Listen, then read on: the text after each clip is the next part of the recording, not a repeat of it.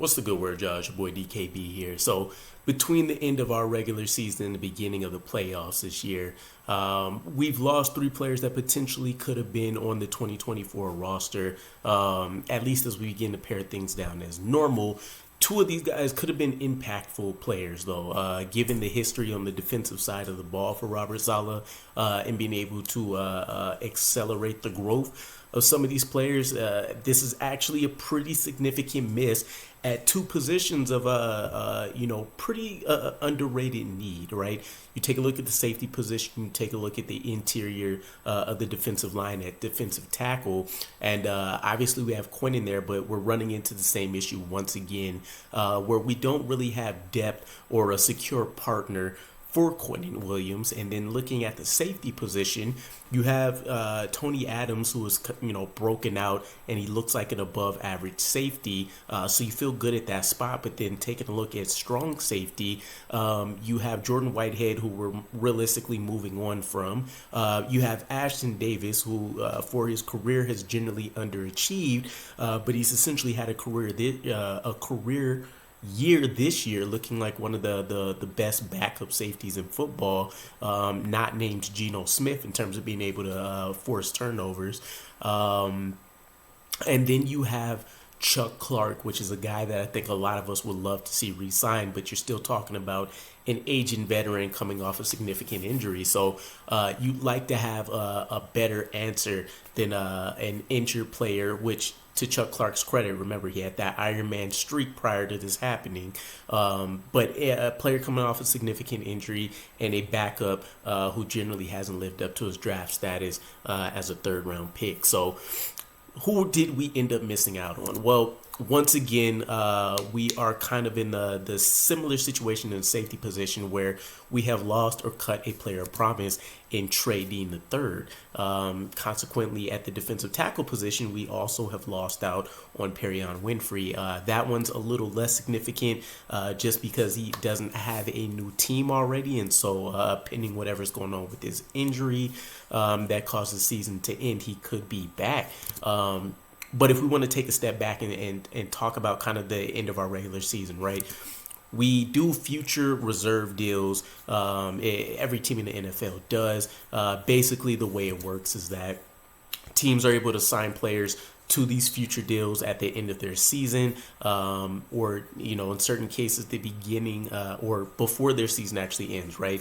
Point here being we had running back Xavier Valade, who's been on our practice squad the entire season, and then week 18 we decided to go ahead and move him to the active roster and sign a contract with him so that we can get an early jump on some of these contracts. Basically, the future deals are a way to kind of keep players officially but unofficially under contract as part of the 90-man roster heading into the next year for these teams. With Trey Dean in his situation, though, he ended up rejecting our futures deal to sign with the Chiefs, who are in the playoffs. They're moving on to the divisional round, so things look good there. But it was interesting to me because he's not expected to play during the playoffs at any point. This was more so an injury, insurance kind of signing here. But it is worth mentioning that from what I gathered, essentially every playoff team was looking to sign Trey Dean, so he had his pick and he chose the Chiefs. Now, whether that's being a part of Spagnuolo's defense for next year and him feeling like he's a great fit, or he thought that his chances of hitting the field were better, nonetheless, is definitely a miss for the Jets. If you take a look at the long-term position of safety, if Trey Dean locked the starting position in next year, the New York Jets essentially would have been set for the next 2 to 3 year period. Tony Adams, we can hold on to his rights until 2026. We would have been able to hold on to Trey Dean's rights until about 2027 prior to having to execute any kind of major deal. Probably wasn't going to be the case for that long, but I'm just saying we had the opportunity to do so. So it does suck, right? This is kind of shades of Jason Pinnock. In this case, we didn't actually cut him, but you do have to question, would it have been more useful to sign Trey Dean to your active roster, that final game of the season, instead of Xavier Valade, who probably wouldn't have been picked up. Who knows? But it looks like most of the running back room for the playoff teams were kind of set and secure. So they probably could have got away with one there, but I take it they like Valade better. And in my opinion, I wanted to see Valade this season, but it is what it is. So you hope this doesn't come back to bite them once again, and I think it potentially could, right? You take a look at preseason. You can make the argument that Ashton Davis and Trey Dean, played themselves pretty even, and so it would have been more prudent for the Jets to go with the cheaper player that had the higher upside and the potentially quicker developmental path. Things didn't work out that way, and I won't complain about the season that Ashton Davis put up, but this felt like a player that we could have kept a hold of, right? You think about him, working his way up onto a roster, former 5-star recruit, MVP of the East-West Shrine game. He did have big holes in his coverage game, which we talked about during one of my scouting breakdowns. But the sky was essentially the limit for this guy. I mean, he could have potentially excelled at either position, been a Swiss Army knife, but it definitely looked like being closer to the line of scrimmage would have been his bread and butter. So, it kind of sucks just thinking about the long-term health. You could have really saved yourself a world of money at that safety room and potentially had two, above-average safeties back there to start for the next couple of years. Then you take a look at Perrion Winfrey.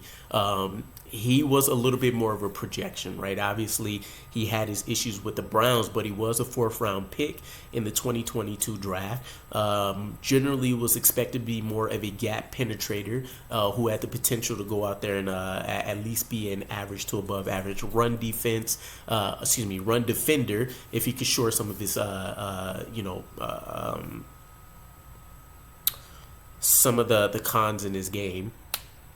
But in general New York Jets fashion, the moment that we decided to debut Perrion Winfrey, when we started having some injuries to guys like Al Woods and Quentin Jefferson, of course, Perrion Winfrey goes down the very first game that he's able to go out there and see the field. So tough sledding. Again, though, this is a guy that I think we could potentially try to have come back to the roster.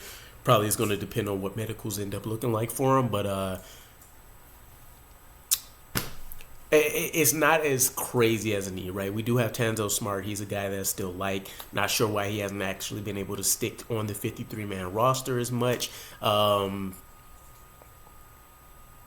But still, in the grand scheme of looking at this, the New York Jets have lost 2 young defenders that you felt could have contributed in a pretty significant enough fashion. And again, technically we lost 3rd. There was a cornerback, Anthony Brown. I just don't think he would have made as much of an impact as either one of these 2 gentlemen here. But yeah, ultimately, let me know what you guys think. Maybe we can steal one of these guys back, right? For 2 years now, I've been hoping we can get Jonathan Marshall back in that defensive tackle room from the Steelers.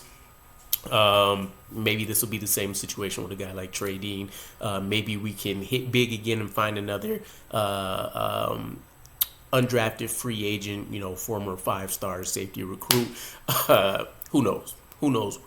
We still got to see what happens with our safeties coach, Marquand Manuel. But let me know what you guys' thoughts are, and I'll catch you again. Peace.